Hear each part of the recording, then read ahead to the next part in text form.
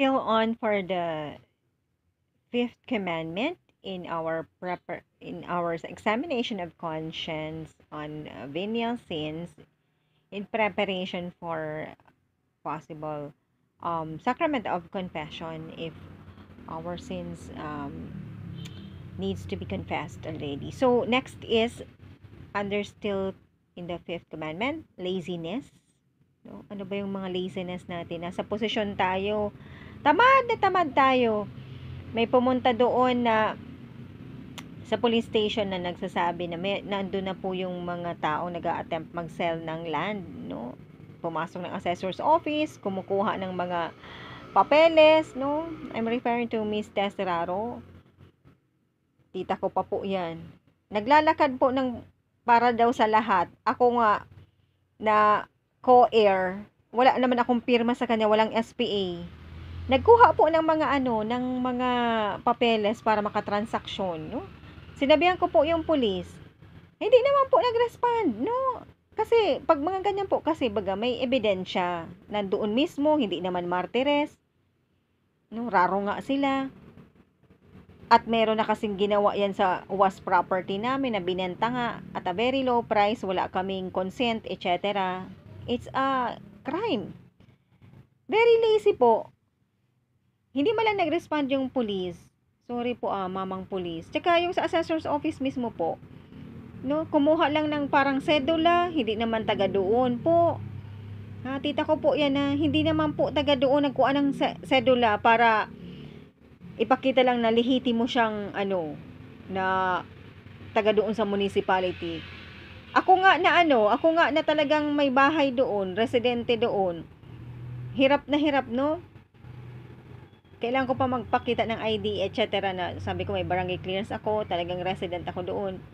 Ay siya, ang bilis-bilis. Laziness din sa part ng mga opisina na sinasabihan ko nga na wag nyo yun i-attend kasi ang mga lupang yan sa amin. Hindi naman po in martires. Tapos, sinasabi niya na inuutusan siya. Nasaan yung SPA?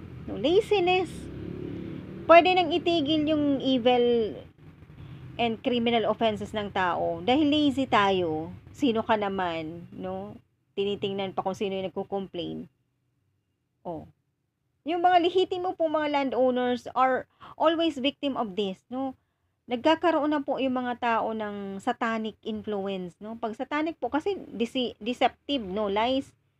The owner is not anymore recognized, no? The true landowners and heirs are not anymore recognizable in their senses. Na-convince sila ng hypnotism, witchcraft, and satanic cults na ginagawa nito mga sindikatong ito. I would rather call this sindikatuhan, no? Hindi kasi siya madali, nandyan sa simbahan, nangungulekta everyday, nangungumunyon. Tas ganyan po yung gawain, no? Living double life na tinatawag. No? Simba ng simba, serve sa simbahan, dedekwat sa kinakolekta, no? Bago maibigay sa altar yung collector bag, dumudukot. Meron po ako dyan mga alam na ganyan ang gawa, no? Dumudukot dun sa pera, ibubulsa. Tsaka ito nga, because of the laziness of people in authority, not only naman the police ng Milor noong time na yun, yung yung dun mismo sa opisina, kakilala naman nila ako na lehitimo talaga akong, pag nagtatransaction po ako may ID talaga. Noon nga sa assessor's office sa Naga, alam na po nung may sense po kasi yung ibang clerk, no? Do you need my ID? Ako pa na nag-offer. Hindi na po, madam. Sabi niyang ganyan. Dapat po baga responsible kayo sa office. Tapos, eto na nga yung heir. Nakilala nyo naman na pabalik-balik. May ID pa. Kaapelido ko pa yung pangalan ng nasa mapang yun. Hindi po ako pinakinggan. Ang sinabi lang sa akin, tumawag daw ng pulis. Hindi naman po nag-respond yung pulis. So, paano na lang po, no? Minsan sasabihin ng mga pulis, ebidensya. Ayun na nga, nandoon na. Nasa assessor's office, nakakuha po ng mga papeles na pwedeng i-transaction. Kasi ako po mismo mga kasabi na, nagsasabi siya, pigre-represent daw niya, inuutusan daw siya. Bakit? Yung lupa ba sa isang tao lang? walang conference na nagaganap, walang nagko-convene, no? While there is a alleged murder case pa naman dun sa kapatid ko na nag-request doon sa lawyer's office ng copy ng extrajudicial settlement, na wala kasi kami, 3 kaming wala. Ang nakalagay doon, isa lang ang survivor sa amin. So parang it's tantamount saying na patay na kami, or hindi naman kami nag-SPA, nag-assume na. Grabe po yung mali siya. No, antayin mamatay yung mga nakalagay doon na pangalan na hindi kami nakapirma. Maling-mali po, no? But because of laziness of people in authority. No. Ganyan po, pananagutan po nyo yan lahat sa batas. At imbis po, yun, ginalaw-galaw yung lupa ko, may pulis na daw doon na nagpe-frequent, imbis na isolve po yung baskula, sige, paglaruan natin si Miss M, ano? I-fixate. Kaya yan sabi ni Blessed Carlo, yan na daw ang makapasanto sa akin, yung pang-iinis ninyong lahat. No, bagamat may 8-8, hindi natatakot sa batas, hindi natatakot kay Duterte. No, ganun pa ang mga tatak Robredo. Lalakas ng loob sa kamalian. Because of what? Evil possession and obsession. Ganun po ang nakikita ko po sa inyo. Beelzebub, no? Demon of greed, lust. Hindi naman sa kanila yung lupa. Aba! Kaya sabi nga ng guardian angel ko na lang, wag ka na lang mag-react, wag kang pumunta doon.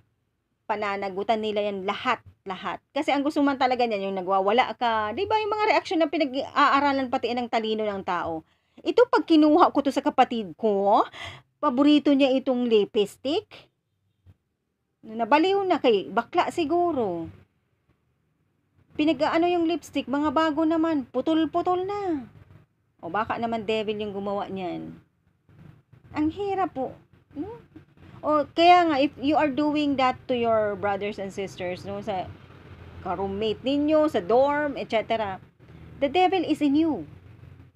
No, a lot of you are in satanic groups, no, wherein you are required to kill.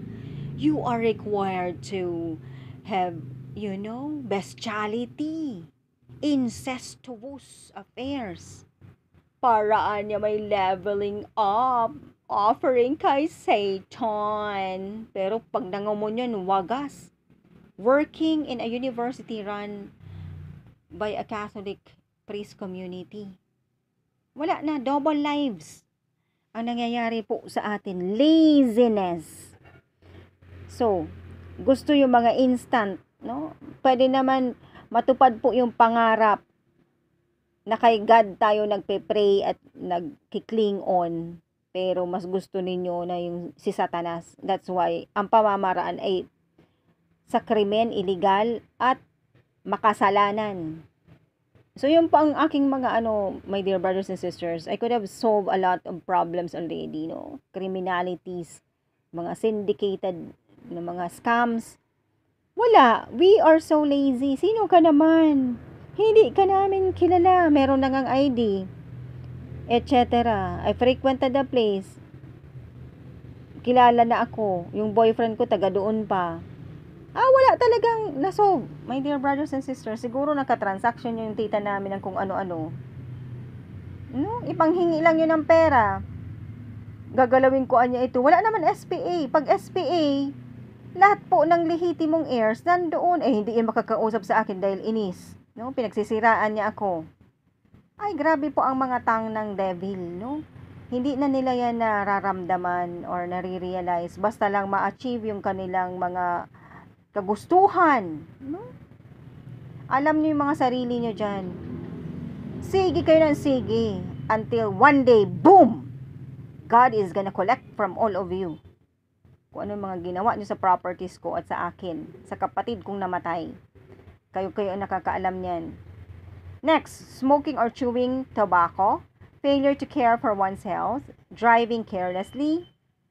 May mga kasama kayo, akala mo kung makadrive ka, parang ina-achieve mo ng mamatay. No? Paano naman yung kasama mo kung may sakit sa puso? no? You need to drive safely kasi yun, hindi ka dapat yung suicidal ba? Ilang beses nang madidisgrasya sana, tapos ganun pa rin, driving carelessly, it's a sin po, venial sin, no? Driving while intoxicated, alam nang lasing siya. Nangyari po yan dun sa first boyfriend ko. Ay naku, 3 beses po kami mabubunggo. Grabe talaga, takot talaga ako. Pareho kasi kami nakainom. Ay, grabe. Delikado, sabi, pinakiusapan ko yung pulis, may pumunta kasi mababangga pa kami. Pinakiusapan ko po na pwede po ako na lang po yung may kasalanan kasi inalaw ko siya mag-drive. Pareho po kami nakainom. Ganyan. Tapos sabi pa nung kapatid, nung nag-consider naman po yung pulis, sabi ko, next time po, hindi ko na po siya ipapadrive, promise po. At buti po, wala naman kami na disgrasya. Sabi pa naman nung kapatid, ay nako, in the US, you're not supposed to do that, no? He needs to be disciplined. No? Siguro, ilang beses na niyang ginagawa yan na drunk siya, tapos mag-drive. Delikado po. Buti kung ang binibigyan mo ng risk, sarili mo lang buhay, which is also sin. Kasi, it's tantamount to suicide, no? You do not care. Or what about your companion in the car? The person you're gonna bump into? The car that you will bump into with the people inside? Oh, ingat po. Driving while intoxicated, yun. Intemperance, overeating or drinking too much, yan. In the spirit of Beelzebub, demon of greed, no? Overeating. Nakakain na, gusto pa, kaya pati yung para sa pamangkin, para sa ibang tao, para naman sa tita, ay sa akin na ito. Hindi naman anya sumasagot ng pagkakatok ko. Sasabihan pa yung nagbilin sa kanyang bigyan. Wala po, hindi po sumasagot. Pero kakainin niya. Naku, intemperance. Tapos yan, drinking too much. Alam na nga, wala na nga pating pera, sapat na pera. Bibilin mo pa ng soft drink. Pwede ka naman magtimpi. No? Ibibili mo pa ng soft drink at madami pa. So, drinking too much is a sin. Refusing to forgive another. O, ang dami po niyan sa inyo, ilang taon nang nakakaraan. Nabasted lang, my dear brothers and sisters. Nagsumpa na. Wala, biktima ako niyan ng mga manliligaw. No? Hindi lang ako nakausap, nagsumpa na sa akin. Hindi ako nagkakausap, pagkatapos nakita niya ako na hindi ko naman kasi alam na nanliligaw siya. Nakita ako na kasama ko yung mga barkada ko, akala niya nag-date na kami, or kung makita niya man na nagde-date kami, hindi ko naman alam na nanliligaw siya. Hala, sinumpa na ako, no? At ilang dekada nang nakaraan, refuses pa rin to forgive. No, gusto na daw akong patayin. Yung love daw turned into a bitter one because he married a pretty woman. Alam mo yung kanta dun sa My Best Friend's Wedding? If you wanna be happy daw for the rest of your life, marry an ugly woman. Kasi daw, if you marry daw, ang sabi dun sa lyrics sa My Best Friend's Wedding baga po, where the actress was Julia Roberts, etc. A good movie, funny and great movie. A mixture of comedy, romance, and nakakalungkot din kasi may gusto pala siya dun sa best friend niya pero she took him for granted and then so he got married already. So yung isang song doon nagsasabi na if you want to be happy for the rest of your life, do not marry a pretty woman because pretty woman will give you the heartbreak, will start to make pasaway. Totoo nga, it's happening. Gustong-gusto ng materiales puertes or pag-uragan na asawa. Tapos lahat naman kapasawayan. Mabuti pa daw, sabi nung lyrics, mabuti pa daw yung ugly woman, magluluto on time, magbibigay sa'yo ng peace of mind. Kasi yung pretty woman, naghahanap-hanap pa yan ng ibang partner, pati nga aso. pinatulan, bestiality because of her membership sa New Age, no? Which in the Catholic Church is a big no-no. It's a mortal sin. Along with other satanic group, sex cults, etc. No? Natatawa talaga ako doon sa kantang yon, no? Na if you wanna be happy for the rest of your life, don't marry a pretty woman. Parang ganun. It depends naman. You should, sa akin naman, yung pagiging pretty, it should be inside out. No? Pwede mo naman kasing makuha yan. Pretty na sa outward appearance as well as in the heart. Jackpot kapag ka ganun. Hindi lang yung pretty outside, no? Wala namang pagmamahal sa puso. Para mo lang binili yung babae, tsaka parang ginawa mo siyang prostitute for lifetime. Kasi pera mo lang yung laging gusto, rewards lang yung laging gusto everyday, gusto lang may reward. Hindi responsable sa bahay, no? Pakinggan niyo po yung kantang yun. Natatawa ako dahil akma din, no? Lalo na kay Joey Min tsaka kay Ian Angelo King. At narinig ko nga po na pinipintas-pintasan daw ako ni Joey Min. No? Hindi niya alam, distant relative pa namin yun. At sinasabi naman sa batas sa simbahan na pag second cousin, I've consulted the priest about this, second cousin up, pwede. No? Although in our culture parang pangit, no? Pero distant relative na yung mga fourth degree na yun. Kaya na-confirm ko lang na meron din kami talagang a little percentage of Chinese blood. Ayan po. So, refusing to forgive another, ang hirap-hirap po yan. Ang tagal-tagal ng offense. Ang mahirap po pati sa atin minsan, natatandaan natin yung nagawa ng iba sa atin. Pero yung nagawa natin dun sa iba, kakalimutan natin, no? Tapos kinimkim talaga yung galit ng ganyan. Antay ng pagkakataon na maka-raise back. Merong kukuhaan ng gamit, merong lilinlangin, merong sisiraan sa kwento. Just because of refusal to forgive. Ang tagal ng panahon, nakalimutan na nga nung tao na ka-offend sa'yo. Why don't you talk to the person, di ba? Next, lack of custody of the eyes. No? Tingin ng tingin, may asawa na, titingin pa sa boobs ng iba, ng empleyado, legs ng ibang babae. Yan. Mortification of the eyes. Looking inappropriately at others. And then, keeping bad company. Alam mo nang masasama, sindikato. Aba, standby ka pa. Maya-maya, ikaw naman yung sindikato. Alam mo ng prostitute, hindi mo naman kina-counseling. Maya-maya, nahawa ka na ng pagka-prostitute niyan. Ganon. Oh. In the 6th commandment, after encountering immorality, failed to request a refund or cancel a subscription. Selfishness in marital intimacy. No? When you get married, you are obliged to have a conjugal union. No? But it should not also be abused, and the other party should be of freedom and free will. Otherwise, it would be rape. No, even within the jurisdiction or within the circle of sacrament of matrimony, of marriage, hindi po pwedeng pilitin yung babae. Pero yung babae din should keep in mind that there is an obligation on her part every time the man wants a conjugal union.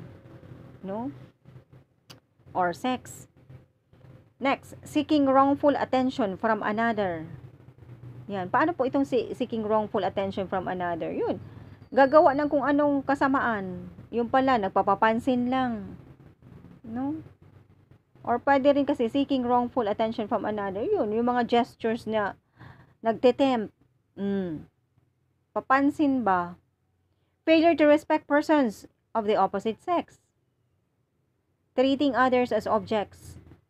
Parang bagay lang yung mga tao, no? Parang walang damdamin. Sige, doon ka. Huwag na yan bigyan. Okay lang yan, tuyo-tuyo. Huwag mo na bigyan ng ulam. Buti nga, may rice pa. Tapos tayo, isang buong manok. Yung mga ganyan ba, akala mo walang damdamin yung ibang tao.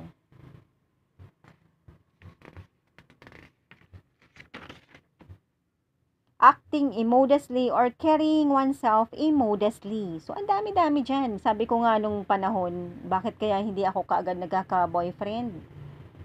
Yung pala, inanalyze ko yung sarili ko. Hindi pala ako marunong man lang ng konting landi man lamang, no, to respond to the man na nagko-court, no?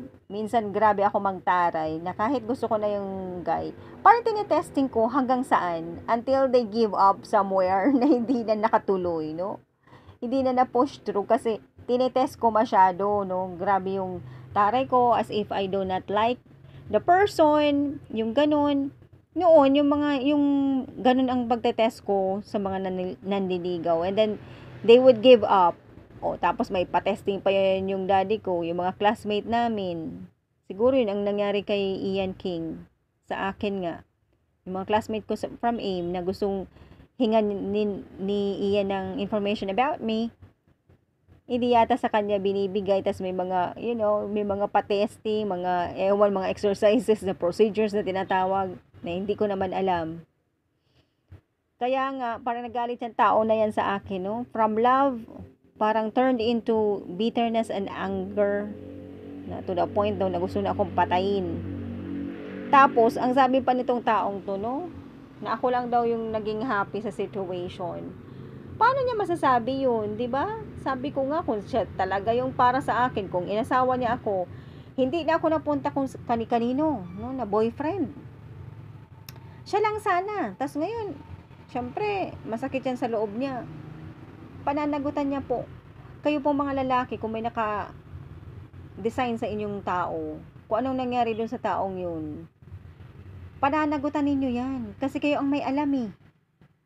Para din sa bukasyon, kung alam mo may bukasyon ka, hindi mo malang trinay, hindi ka malang nag-struggle, you are gonna be accountable for it.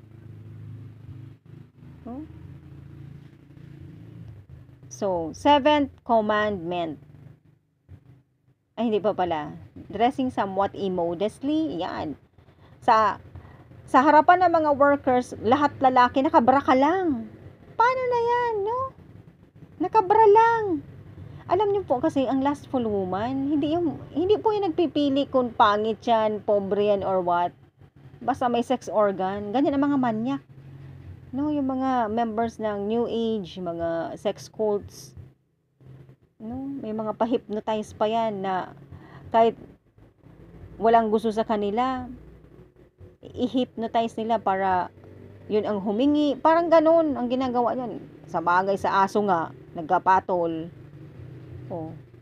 Yan, yung mga babae nakikita ko. Nakabra lang. Wala ka naman sa gym, wala ka naman sa beach. Nakabra lang. No? Napaka-obvious naman nagtetempt.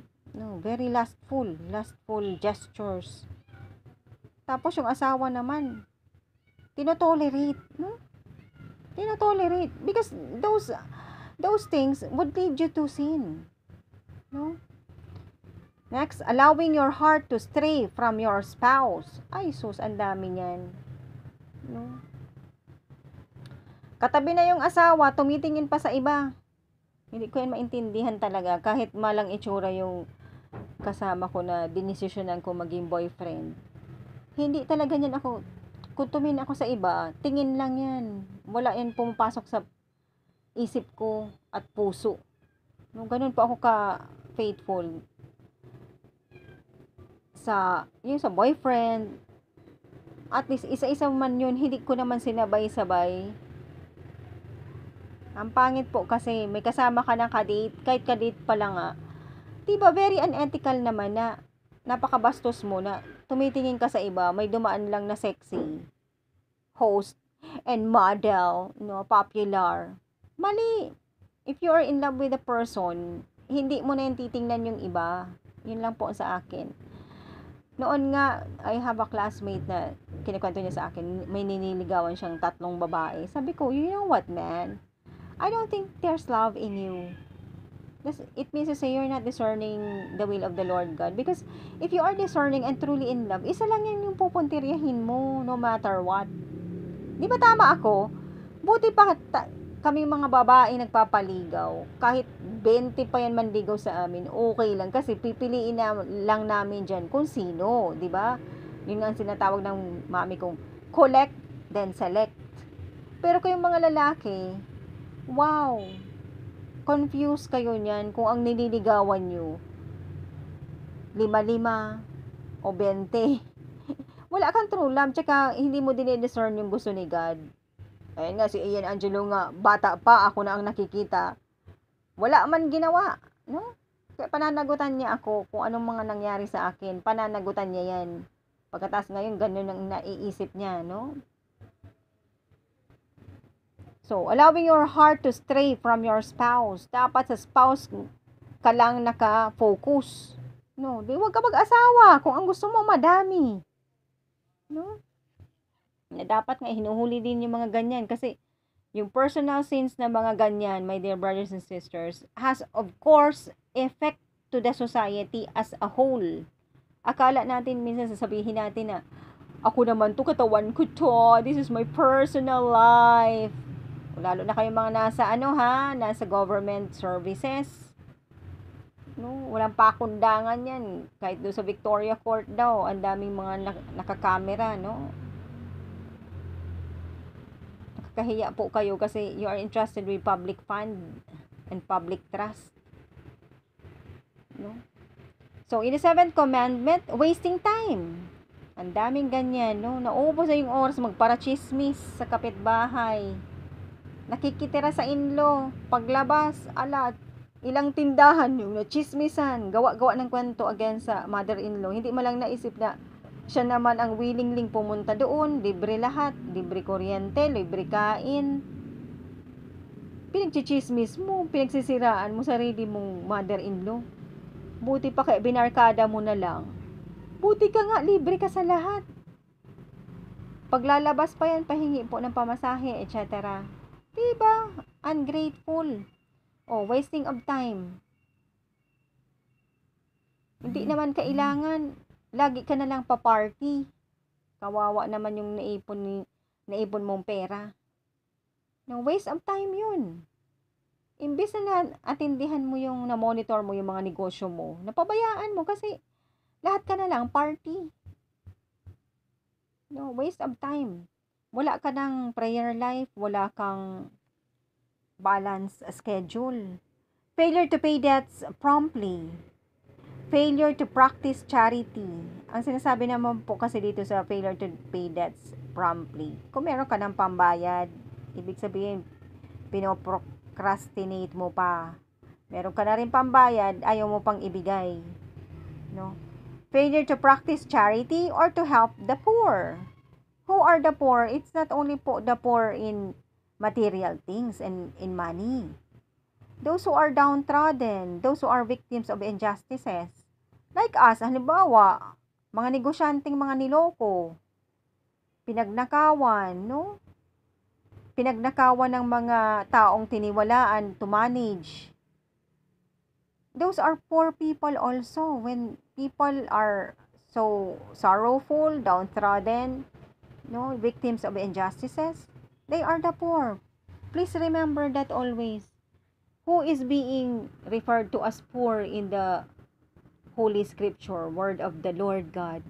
It's not only those who does not have underprivileged or less privilege of material things, basic needs, and money, but the downtrodden, no? Yung nasa distress. Victims again of injustices, mga land grabbings. Kaya even if malupa, eredera, we are considered as poor pagka naapi tayo. Yun. Help the poor and love the poor, sabi yan ni Jesus Christ. Okay? So, willful failure to return borrowed items. Willful. So, hindi mo lang nakalimutan, talagang hindi ko na to ibabalik, sa akin na to. Ang dami akong ganyan, mga collections ko ng books, no? Hiram dito, hiram doon, wala na. So, willful failure, okay lang kasi kung nakalimutan. Ang nakalagay naman dito, willful failure to return borrowed items. Kung isa lang, dalawa po, venial sin yan. Pero kung ang dami na, no, that cost big, example, naghiram ka ng jewelry, original. Ayaw mo nang ibalik. Ito na lang yung share ko sa mana. No, ayan, si Tita Tess Raro namin. Mahilig sa ganyan. Sasabihan yan sa lola ko, maghihiram siya sa yung dal ko noon galing ng US. Hiramin ko anya yung dal mo. Ay, hindi na po binalik. No, feeling niya sa kanya yun. Tapos naghiram ng mga perla sa lola ko. Hindi na po binalik. No, willful failure to return borrowed items.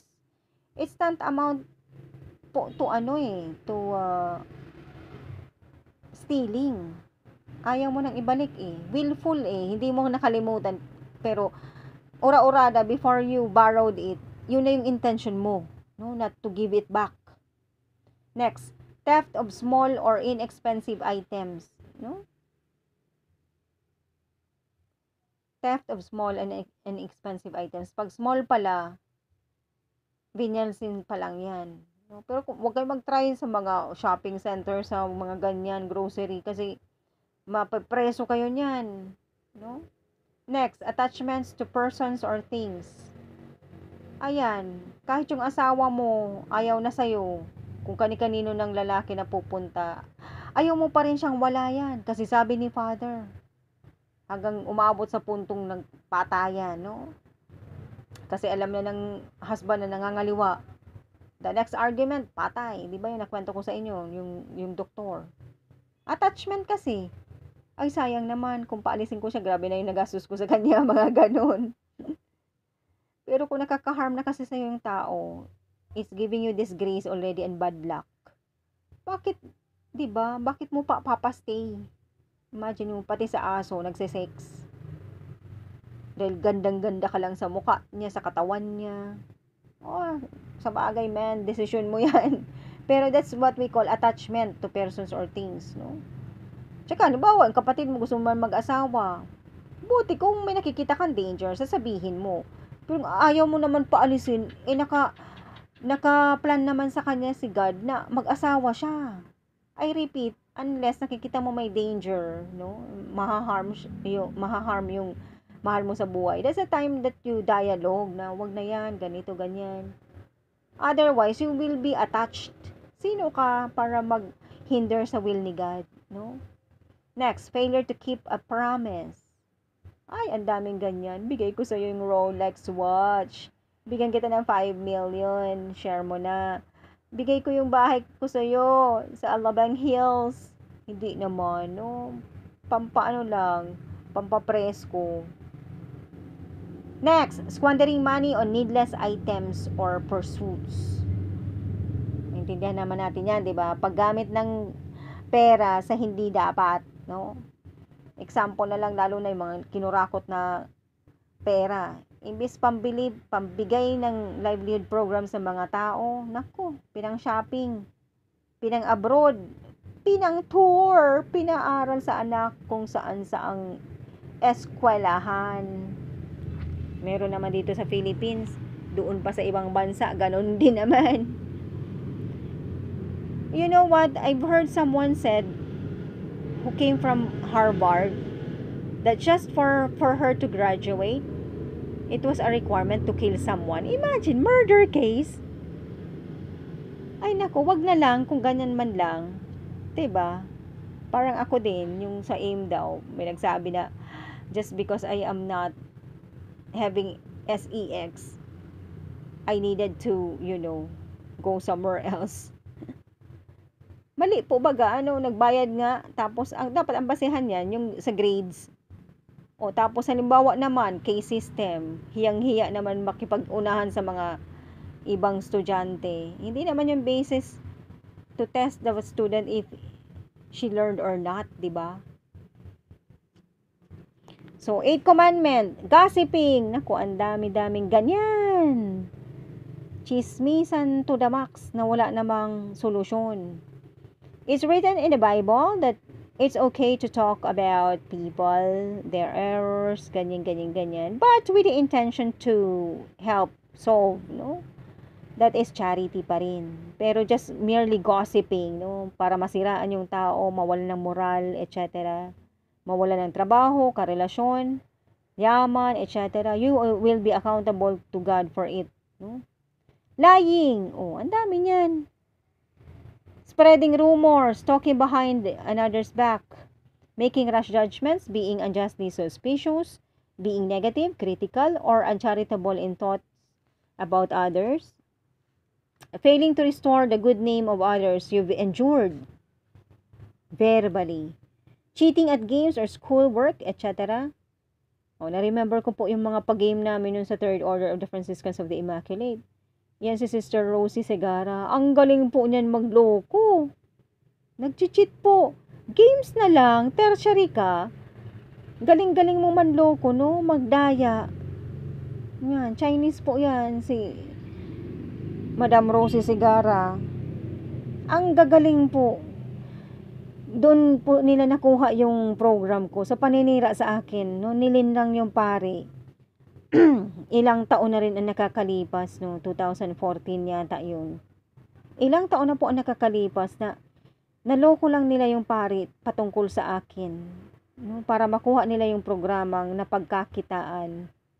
Profiteering, no? Cheating. Para na lang yung games. Nag-cheat pa para daw sila ang manalo. Nako, kay Mama Maryng congregation niya na. Kay Jesu Kristong Church. Nako, hindi ina-check ng mga people in authority in the hierarchy of our church na dapat yung mga ganyan, minomonitor yan. Otherwise, yun ang makakasanayan, no? Next, flattery. Bragging or boasting, speaking unkindly to or about others, exaggerating the truth, complaining, whining, or seeking attention. In the ninth commandment, we have looking at immodest pictures or persons, playing with temptation or curiosity about temptation, not trying to control your imagination, brief entertainment of impure thoughts or fantasies, telling or listening to impure or vulgar jokes or stories. 10th commandment, the last but not the least, sadness or anger at the good fortune of another, mild envy. Diba ang pangit-pangit nang nangyari sa amin sa IM? Very classic and big example of what I am saying, na yung mga Chinese people are ever insecure, no? Pag may nakakitang pretty, doing good, could speak well, came from a good company, oh, they need to go somewhere. They're doing good and their company is doing good, so they need to go somewhere else. No? In-infiltrate yung kumpanya para matrayduran, manakawan, no? Yung isa,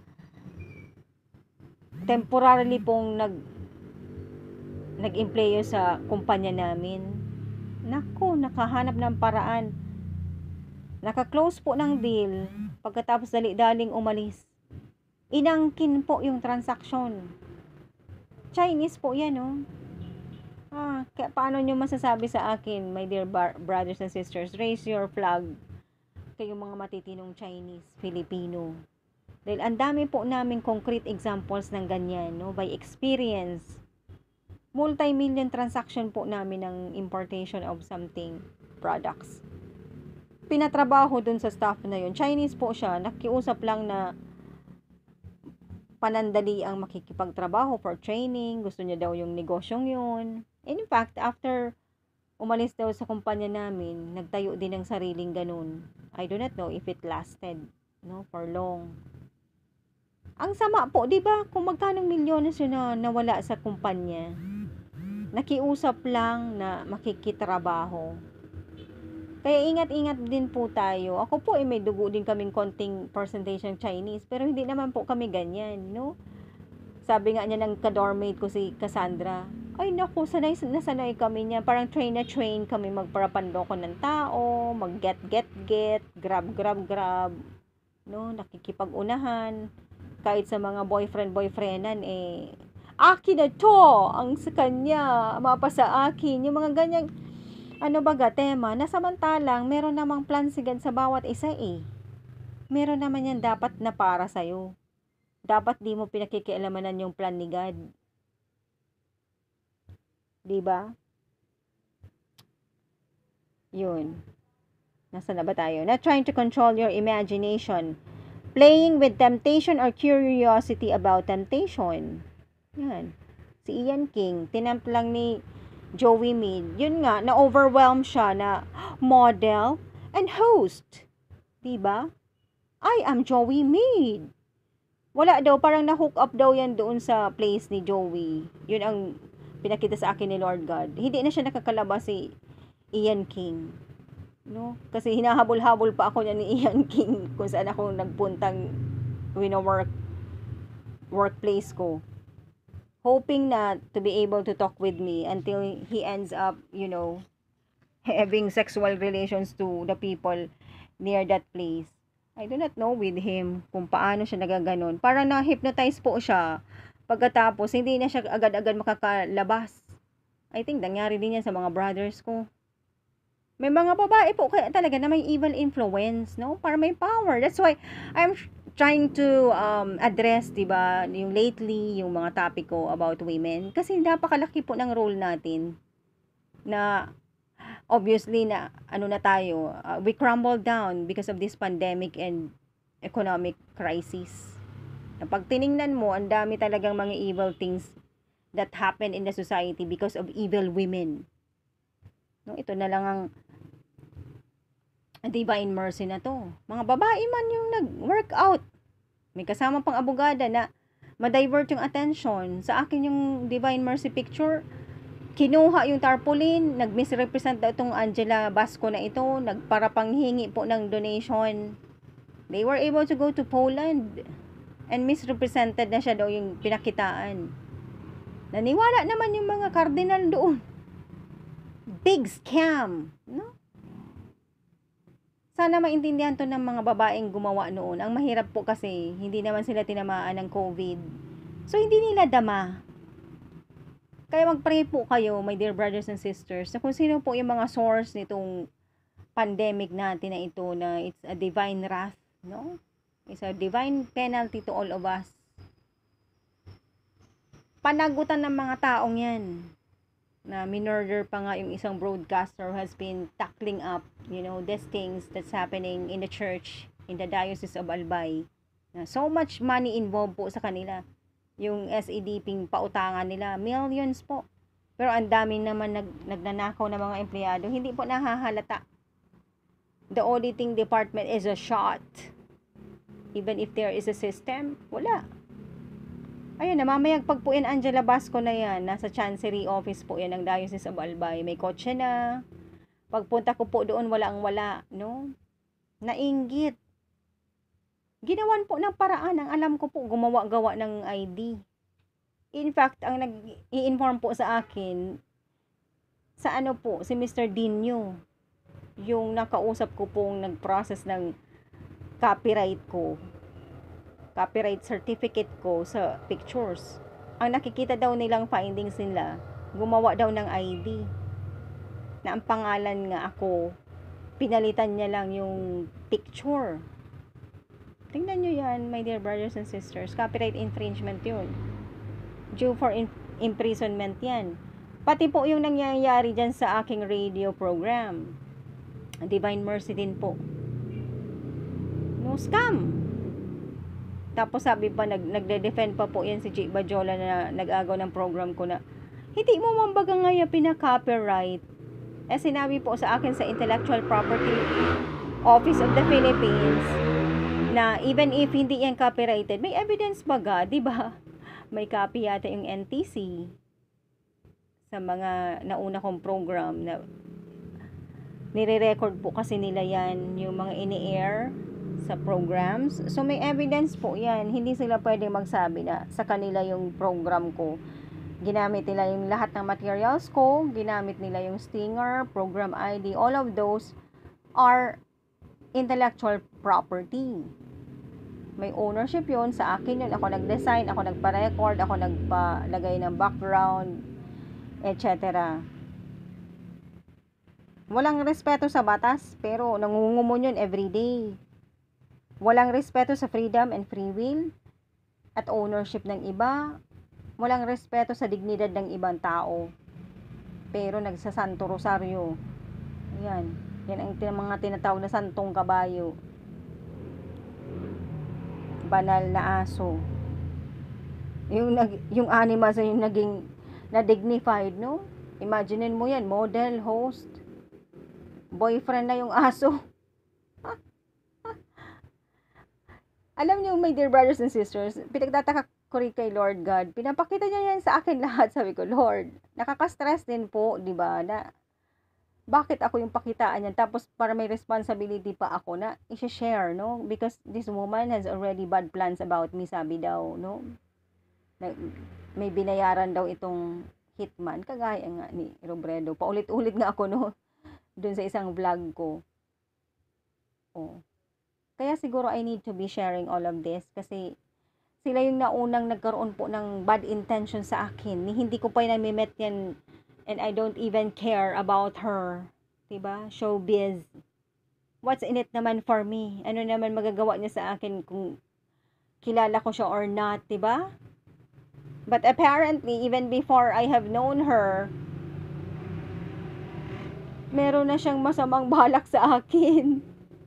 Kawawa naman ang beauty ko. Diba? Ayan. So, nasa na tayo? Not trying to control your imagination, brief entertainment of impure thoughts or fantasies, telling or listening to impure or vulgar jokes or stories. And then in the 10th commandment, we have sadness or anger at the good fortune of another, mild envy.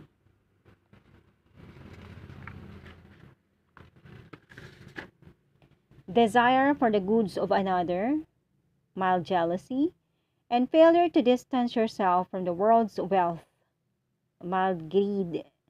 Materialism, not trusting that God will provide all material and spiritual needs, attachments to riches or material goods. Okay?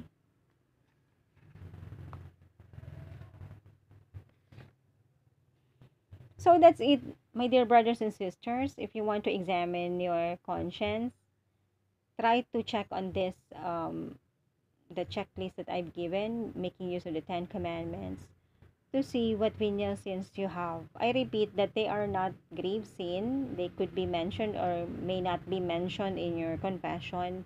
But for me, for those consecrated individuals, we are required to be saying those para mahil ka kaagad. Hindi na siya lumala as to reach the point of being a mortal sin. Kasi kahit sabihin mo pang papiso-pisong nakaw, nasanay, mamaya, hindi na lang yung piso, 1 million na yung nanakawin, di ba? So, might as well, konti pa lang yung lagnat, magparacetamol na para mawala kaagad-agad. Why wait, no? So, that's it for this vlog. Medyo mahaba-haba yung vlog natin ngayon. And so, see you in my next vlogs. And for any questions po, clarifications, alam ko marami pong mga nasagasaan po, no, sa list of sinful acts na mga na-mention po mga organization. Hindi po ako ang naggawa niyan, ha? Nasa batas po yan ng canon law. Ako po ay nagpo-forward lang ng information, so wag kayo magagalit po sa akin. I am just giving guidances as pastor, no? So, if you may have questions and queries about it, wag niyo ako awayin. You may call me up or text call na lang po at 0945-199-7718. Also, if you want an appointment for counseling, over the phone lang po ako. Hindi po ako pwedeng kasi parang survivor po ako ng COVID, so might as well hindi po pwedeng makipag-usap ng masyado kasi I could feel na parang meron pa parang may bumabalik kasi it's just in the air, di ba? Kahit naman naka-recover ka na, but hopefully malabanan pa rin ang katawan natin even yet without the vaccine. So wag po kayo magpara-joke, no? Lahat ng in-expose ko po dito, si God po sa akin ang nagpapa-expose, no? Pag hindi ko po pati yan ine-expose, hindi po ako na at peace, no? So I hope you understand. So God bless and see you in my next vlog. Shisha.